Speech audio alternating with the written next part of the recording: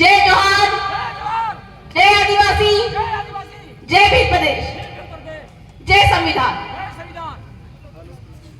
अपनी बातों को शुरू करने से पहले मैं मंच पे उपस्थित हमारे सभी पुरखों को नमन जोहार करना चाहूंगी।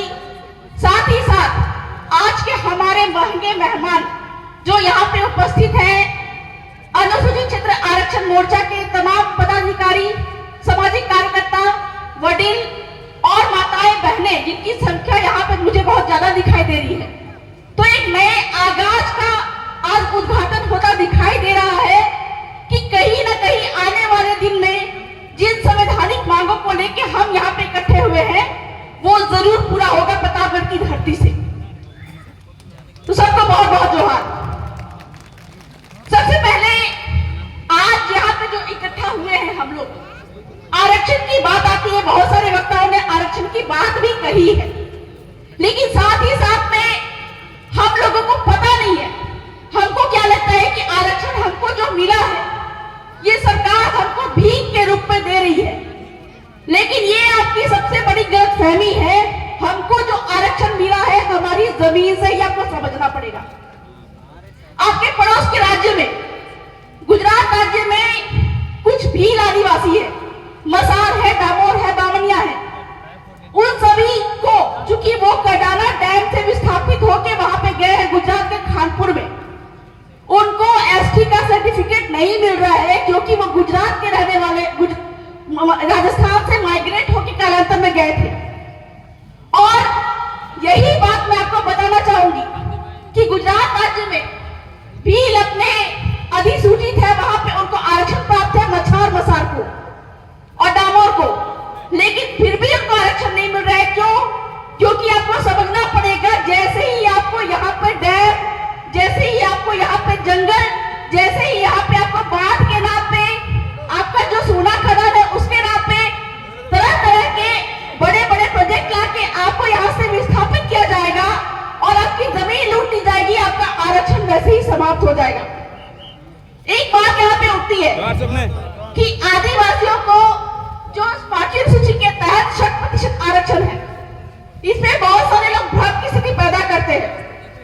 आपकी राजस्थान काश्तकारी अधिनियम, उसमें एक बात लिखा हुआ है कि अनुसूचित जनजाति के लिए बने राजस्थान काश्तकारी अधिनियम 1955 की धारा 42 ख के अनुसार विक्रय, दान, वसीयत पर प्रतिबंध है।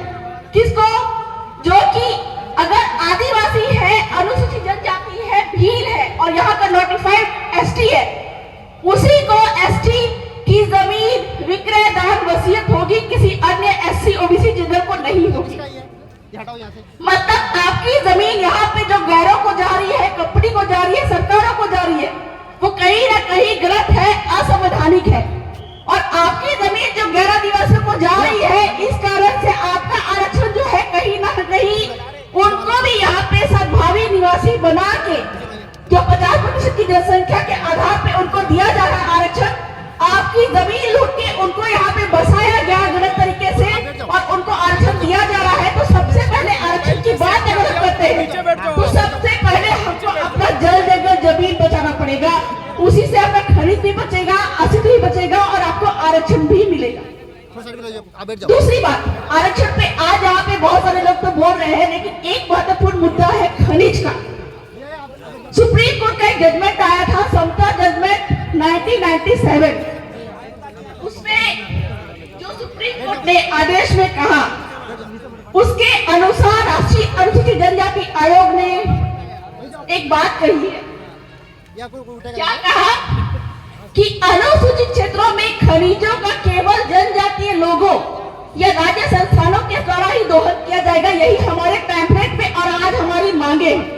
मतलब आपके प्रतापगढ़, डूंगरपुर, बांसवाड़ा और जितने भी 5वीं सूची क्षेत्र है, यहाँ पे खनिज अगर निकाली जाएगी, सोना अगर निकाली जाएगी, चांदी निकाली जाएगी, यहाँ तक कि जो पवन चक्की यहाँ पे जो बिजली बना रही है उसका भी लाभ का 20% यहाँ के स्थानीय आदिवासियों को मिलना चाहिए, लेकिन आपको नहीं मिल रहा है क्योंकि आपको जानकारी का अभाव है। तो आज यहाँ पे जो उपस्थित हम हुए, हमारी इस मंच के माध्यम से सरकार से ये मांग है, भीख नहीं संवैधानिक अधिकार बता रहे हैं कि यहाँ पे जितने भी खनिज निकलेंगे, सारे खनिज को सहकारी समिति बना के, जो सहकारी समिति यहाँ के अनुसूचित जनजाति के नाम से होना चाहिए। कंपनी जो है वो अडानी अंबानी कंपनी नहीं, बल्कि यहाँ प्रतापगढ़ के आदिवासियों के नाम से होनी चाहिए, और वही लोग यहाँ का सोना चांदी लोहा निकालेंगे। और मैं आपको बता दूं कि झारखंड के खूंटी में 10 लाख टन सोना है। अकेले आपका अमेरिका में 6 लाख टन सोना है, लेकिन विश्व गुरु बन के बैठा है। आपके झारखंड के खूंटी में 10 लाख टन सोना है, मतलब अमेरिका से भी ज्यादा। मतलब खूंटी के लोग भी विश्व गुरु बन सकते हैं। मध्य प्रदेश के सिंगरौली में 46 लाख टन सोना है, उससे भी ज्यादा। लेकिन सबसे ज्यादा भाई लोग आपके बांसवाड़ा में है, 11 करोड़ टन सोना है, जो कि भीलों की जमीन पे है। और सुप्रीम कोर्ट क्या बोल रहा है कि जो भी खनिज निकलेगा वो कौन निकालेगा? यहाँ का आदिवासी सहकारी समिति बना के निकालेगा। लेकिन हमको जानकारी का अभाव है, इस कारण से हम निकाल नहीं पा रहे। और ये सोना, ये चांदी, ये पत्थर अगर आदिवासी निकाल ले, अपने हक अधिकार को जान ले, तो इतना पैसा होगा कि यहाँ बैठे एक एक व्यक्ति के पास में एक एक हेलीकॉप्टर होगा। इतना पैसा है। मतलब जो हमारे पुरखे बोलते आए हैं कि आदिवासी मालिक है, आदिवासी किसी का नौकर नहीं है। अगर ये 11 करोड़ टन सोना हमको निकालने दे दिया जाए, तो ये भारत की सरकार जो है वो हमारे इशारों पे नाचेगी, और हम यहाँ के आदिवासी जो है वो पूरे देश की सत्ता को चलाएंगे। ये पावर संविधान ने हमको दिया, हमारे पुरखों ने हमको दिया है। तो बहुत सारे वक्ता है, बातें बहुत है, लेकिन आने वाले दिनों में जहां जहां पे भी अनुसूचित आरक्षण मोर्चा की जो रैली होगी, महासभा होगी, मैं आप सभी से अनुरोध करूंगी कि अपने हक अधिकार की जानकारी के लिए, और केवल जानकारी लेने के लिए नहीं, बल्कि पहली बार ये मंच ऐसा है, पहली बार आदिवासी परिवार का बैनर ऐसा है जहां पे केवल बातें बोली नहीं गई है, बल्कि उन सभी बातों को जमीन पर धरातल पर लागू भी किया गया है। तो बहुत बहुत धन्यवाद, आभार। जय जवान, जय आदिवासी, जय भी प्रदेश।